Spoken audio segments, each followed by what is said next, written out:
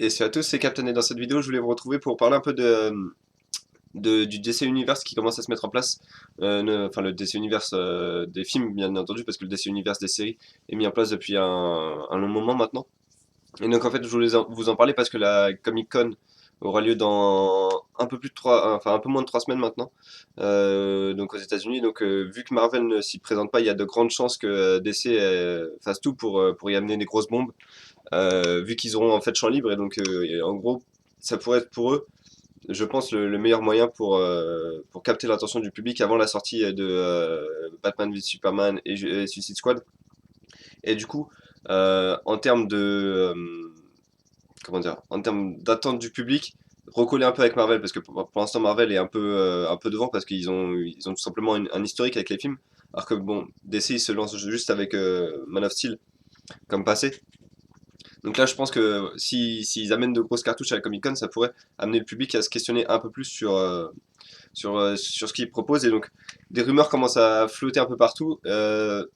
Généralement, quand les rumeurs arrivent à. On a vu ça dans les jeux vidéo avec le 3. Quand des rumeurs arrivent à 3 semaines de la sortie enfin oui, de la sortie du salon, à 3 semaines du salon, c'est que il va se passer des choses. C'est-à-dire que même si les rumeurs sont fausses, il y a quand même toujours, il n'y a pas de fumée sans feu, quoi. Il y a toujours une annonce qui risque d'être vraie. Faut juste maintenant savoir déceler les vrais des fausses. Et surtout, quand c'est trop gros, faut, quand c'est trop gros, faut pas trop y croire. Mais là, je pense qu'on est tombé sur je pense que je suis tombé sur 3 rumeurs qui sont assez plausibles, qui viennent de Latino Review, qui a souvent été assez correct sur ces rumeurs, en tout cas en termes de super-héros. Également le site Comic Book, oh putain, Comic Book News. Donc je mettrai les liens dans la description, je pense.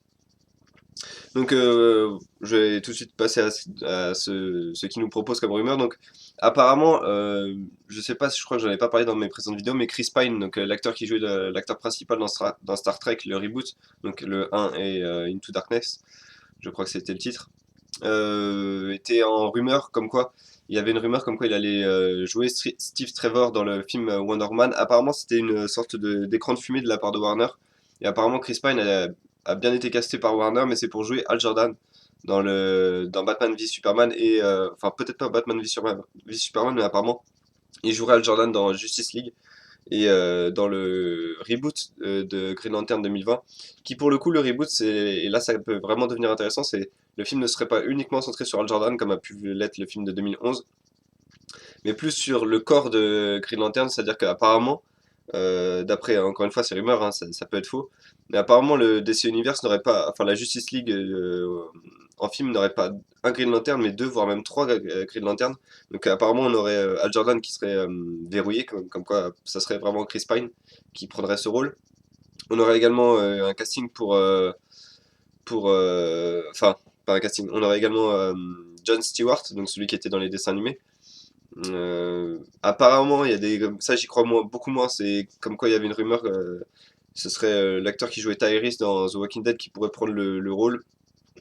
J'y crois pas tellement, notamment que l'acteur a été arrêté pour. Enfin non, il a pas été arrêté, mais il me semble il a été vu en train de bourrer, etc. sur la voie publique, donc ça peut foutre une mauvaise publicité au projet. Donc attendons de voir, même si j'y crois pas trop au fait que ce soit lui qui soit casté pour Jon Stewart. Et on aurait également Guy Gardner qui pourrait être le troisième Green Lantern. Si je trouve l'idée assez bonne de faire un film en 2020 sur les Green Lantern humains, c'est-à-dire se centrer uniquement sur les humains avant de se lancer, peut-être plus tard dans un deuxième film, sur véritablement le corps des Green Lanterns, c'est-à-dire sur pourquoi pas faire des crossovers également avec les Red Lanterns, etc. après. J'aurais préféré voir quelqu'un d'autre que Guy Gardner comme Green Lantern. J'aurais préféré voir Kyle Rayner ou Simon Baz, ou même la nouvelle humaine, j'ai oublié son nom, Green Lantern. Ça aurait pu être un peu mieux parce que Guy Gardner c'est un personnage qui est ultra cliché, en tout cas qui est devenu ultra cliché avec sa réécriture dans les années 80. Donc est-ce qu'on a vraiment envie de voir ça dans un film d'essai? Je sais pas. Surtout, mais en tout cas, le fait d'avoir deux Green Lantern dans un film Justice League, pour moi, ça pose surtout un problème. Pas tant de. Comment dire? C'est c'est pas un problème qu'il y ait deux personnages en plus, c'est juste qu'il faut vraiment équilibrer parce que les deux Green Lantern, à deux, ils peuvent quasiment faire tout ce qu'ils veulent. Et faut vraiment un ennemi ultra puissant pour concurrencer une Justice League avec Wonder Woman, Superman, deux Green Lantern, Flash, etc. Ça me paraît. Faut vraiment un ennemi monstrueux, mais le problème c'est que s'il y a des ennemis monstrueux comme ça, comment introduire Batman là-dedans? Parce que Batman, il sera pas monstrueux dans les films. Donc on va voir ce que ça va donner. Pour l'instant, de toute façon, ce ne sont que des rumeurs, mais apparemment, euh, Warner aurait prévu, encore une fois, c'est des rumeurs, mais d'amener leur Justice League sur scène dans moins de 3 semaines, donc à la Comic Con, donc on verra bien. Ça pourrait se déceler à ce moment-là, enfin ça pourrait se décanter à ce moment-là, et donc les rumeurs pourraient s'avérer vraies ou fausses. On verra bien. La deuxième rumeur qui m'intéresse beaucoup plus en tant que fan du personnage, c'est que The Batman, donc le film prévu pour Ben Affleck, avec Ben Affleck dans le rôle de Batman en 2018, serait toujours sur les rails et serait toujours prévu pour 2018, malgré le fait que Aquaman et Flash arriveront en 2018. Apparemment, en fait, aurait pas envie de laisser l'année 2018 à Marvel parce qu'il me semble qu'en 2018, Marvel ils sortent Captain Marvel. J'ai peur de dire des bêtises, mais il n'y a pas le reboot de Spider-Man également, je crois. Ou c'est Black Panther, je sais plus. Enfin bref, il y a ces deux films-là, plus un film avec la Fox, donc qui pourrait être un film, enfin qui est un film mystère et qui pourrait apparemment être un crossover entre les 4 Fantastiques et X-Men. Donc apparemment, DC a pas envie de laisser Marvel faire 3 films et n'en faire que 2. Donc apparemment, ils auraient prévu de faire The Batman en 2018 avec Ben Affleck qui réaliserait et qui donc serait dans le rôle principal. Et également le scénariste, ah j'ai oublié son nom, Chris Terrio, je crois qu'il s'appelle comme ça. Donc le scénariste de Batman v Superman, de Justice League 1 et 2, et également le scénariste de Argo, donc lui et Ben Affleck se connaissent bien. Donc ça pourrait vraiment donner quelque chose d'assez sympa. Déjà rien que le titre The Batman, enfin j'aime bien, c'est con, mais rien que le titre du film, ouais, c'est simple et on n'est pas dans le Dark Knight de Gotham ou des choses comme ça où Batman a pas, à mon avis, a pas besoin d'autant de sous-titres pour attirer le public. Il y a juste voilà The Batman, ça suffit à mon avis. Et puis bah, je voulais juste finir sur ce qui pourrait être les premiers synopsis de la Justice League. Enfin, les synopsis, c'est même pas ça en fait. Apparemment, la première partie de Justice League serait une menace très terrienne. La Justice League ferait face à une menace très terrienne.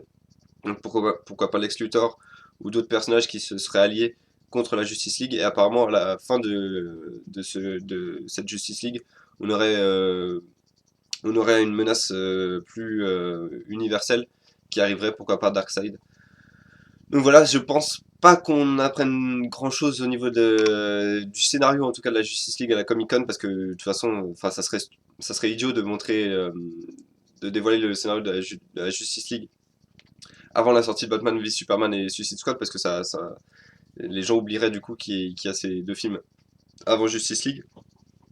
Mais en tout cas, la Comic Con, ce qui est sûr, c'est qu'on va avoir un trailer de Batman v Superman, un nouveau trailer. Ce qui est sûr, c'est qu'on va avoir un trailer de Suicide Squad.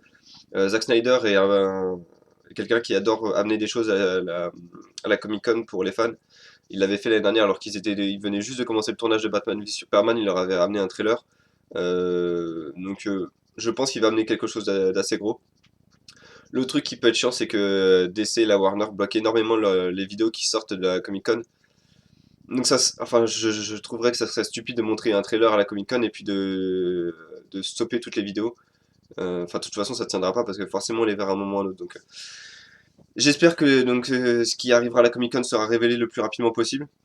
Et j'espère que ce qui arrivera sera de grosses annonces. En tout cas, si ces rumeurs s'avèrent vraies, ça peut être vraiment très sympa. Voilà, c'est à peu près tout ce que je voulais dire dans cette vidéo, donc n'hésitez pas à me dire ce que vous pensez de cette probable arrivée de 2 ou 3 Green Lanterns dans l'univers DC au cinéma, de The Batman, du scénario de Justice League, quel scénario vous aimeriez voir, quels ennemis vous aimeriez voir dans Justice League. Puis moi je vous laisse là, et puis je vous donne rendez-vous peut-être pour des vidéos après la Comic Con. À bientôt.